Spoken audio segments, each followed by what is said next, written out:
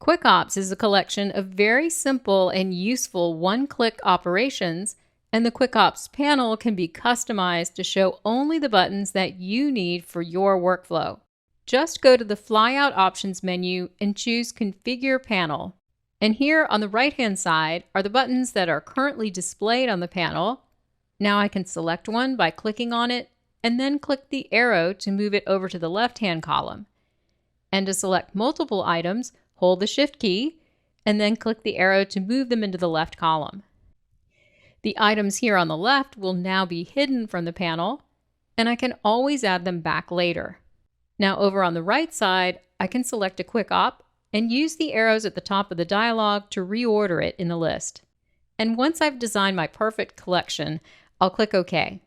And now my QuickOps panel is pared down and ready to go.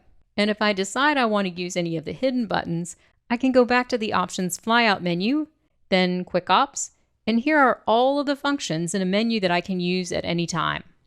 And just like the buttons on the panel, some may be dimmed depending on your current selection. Now I'll choose this option, Restore Default Configuration, to reset the panel with all the buttons appearing.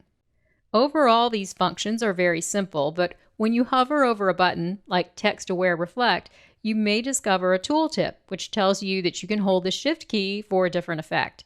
Here's another one, Expand Appearance, which you can shift-click to retain strokes as you expand. Also, a few QuickOps have preference settings.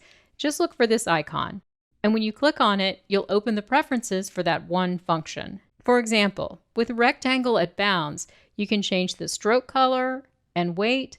You can specify where the rectangle is created in the stacking order and what remains selected.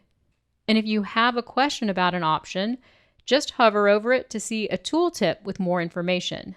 I'll click OK to close this.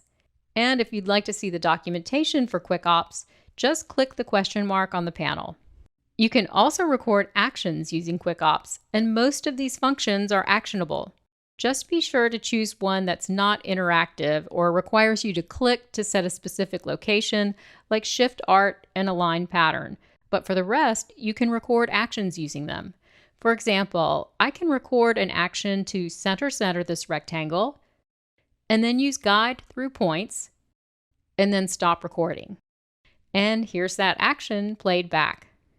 So now you've seen how to customize the QuickOps panel, and you've learned more about the settings and flexibility of the individual functions. QuickOps is part of the Subscribe plugin by Astute Graphics.